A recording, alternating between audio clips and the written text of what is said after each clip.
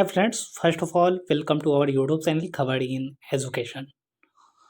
दोस्तों, इस वीडियो में फिर से मैं एक बार बात करने जा रहा हूँ प्राथमिक शिक्षक बहाली से संबंधित। और ये जो न्यूज़ है वो ATV भारत .com से निकल कर आ रहा है। और इसमें ATV भारत जो है वो शिक्षा निर्देशक जो डॉक्टर रंजीत कुमार सिंह हैं उनसे बात किया है, जो 90,000 प्लस शिक्षकों की बहाली है उनसे संबंधित। तो आइए फर्स्ट ऑफ ऑल हम लोग इस खबर को पूरी तरह से पढ़ते हैं और समझते हैं। तो देख लीजिए यहाँ पे जो सवाल था वो बहुत ही मुद्दे की सवाल थी, जिसने ATV भारत ने डॉक्टर रंजीत कुमार सिंह से यह सवाल जो पूछा है। 1.5 साल से लंबित है शिक्षकों का नियोजन, पंचायत चुनाव से पहले हो पाएगा पूरा। देखिए यहाँ पे क्वेश्चन मार्क्स कि जो 1.5 सालों से ये बहाली प्रक्रिया जो लटकी पड़ी है वो क्या पंचायत चुनाव से पहले पूरी हो पाएगी या फिर नहीं पूरी हो पाएगी। क्योंकि दोस्तों आप लोग जान रहे हैं कि अभी लोकसभा का चुनाव हुआ, उसके बाद में पंचायत का चुनाव है जिसमें 2 लाख से भी ज़्यादा लोगों का चुनाव होता है और एक लंबी प्रक्रिया होती है। और अगर उससे पहले नहीं हुई तो फिर से ये बहाली प्रक्रिया ठंडे बस्ते में चली जाएगी।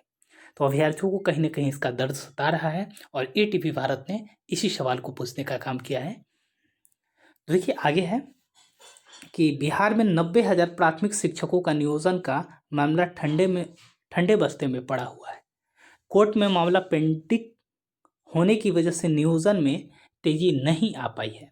ऐसे में अब पंचायत चुनाव से पहले नियोजन पूरी होगी या नहीं, ये सबसे बड़ा सवाल उठ रहा है। या दोस्तों एकदम बिल्कुल ये सवाल जायज़ भी है कि क्या अब जो पंचायत हम लोग यही आशा था कि जो लोकसभा के चुनाव उससे पहले किसी भी तरह से सभी अभ्यर्थियों तक नियोजन पत्र पहुंच जाए, लेकिन ये तो नहीं हो पाया। लेकिन अब आगे है पंचायत चुनाव, तो क्या पंचायत चुनाव से पहले हो पाएगी या फिर नहीं। तो देख लीजिए बिहार में पिछले वर्ष जुलाई महीने से 90,000 प्राथमिक शिक्षकों को नियोजन का मामला किसी न किसी वजह से टलता रहा है।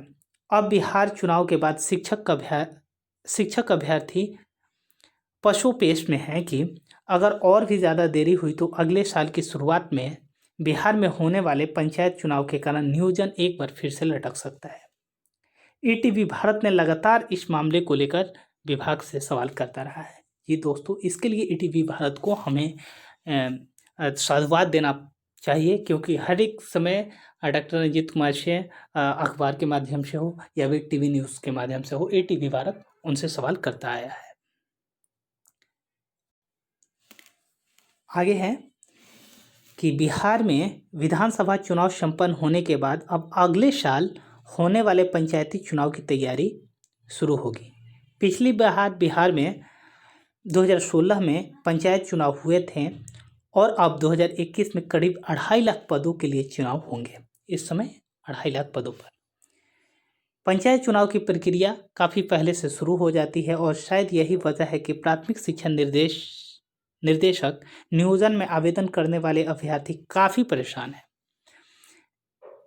ऐसे ही एक अभ्यर्थी पप्पू कुमार ने बताया कि अगर अब भी सरकार जल्द से जल्द नियोजन शेड्यूल जारी नहीं करती है, कैंप के जरिए बहाली नहीं होती है, तो कहीं चुनाव के चक्कर में प्राथमिक नियोजन प्रक्रिया फंस न जाए। यह दोस्तों बिल्कुल वाजिब सवाल है कि अगर इस समय नहीं हुआ तो फिर ये बहाली फंसना तय है। और सबसे बड़ी जो बात है वो कैंप से बहाली होनी चाहिए, तभी सभी अभ्यर्थियों को बहाली हो पाएगी। अन्यथा दिक्कत का सामना अभ्यर्थियों को बहुत ज़्यादा करना पड़ सकता है। तो दोस्तों एक बात, प्राथमिक निर्देशक डॉक्टर रंजीत कुमार सिंह जो हैं उनका एक बहुत ही स्मूथ और स्ट्रॉन्ग पक्ष कहीं ना कहीं जो अभ्यर्थी हैं उनके पक्ष में आता दिख रहा है। और ये अगर रहें तो निश्चित तौर पे इस बहाली को ये पूरी करवाने में अपना पूरा कोशिश कर रहे हैं। कैंप के जरिए होगी बहाली। हाल ही के दिनों में पटना हाईकोर्ट में 2 मामले में केस लंबित होने के कारण नियोजन प्रक्रिया पूरी नहीं हो पा रही थी।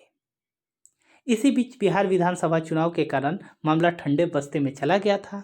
बीएड और डीएलएड के बीच प्राथमिकता मामले पर पटना हाईकोर्ट का फैसला आ चुका है, जिसमें दोनों डिग्री वाले की मेरिट लिस्ट एक साथ बनाने का आदेश पटाई कोर्ट ने दिया है।